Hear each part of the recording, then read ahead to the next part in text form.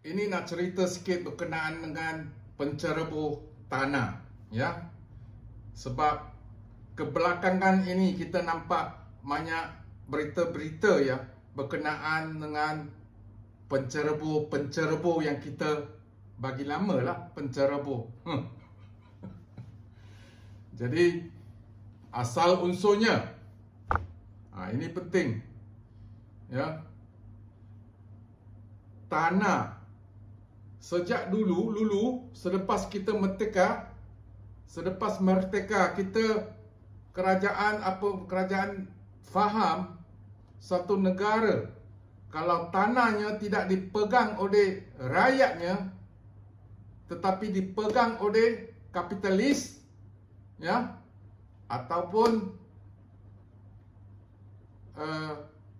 kapitalis dari dua negara, itu negara akan jadi parah. Contohnya negara-negara di Latin Amerika, negara-negara di Afrika, ya.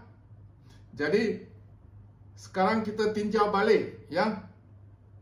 Apa keputusan yang dibuat oleh kerajaan dahulu memang adalah tepat. Sebab zaman saya bujang, apa kerajaan buat?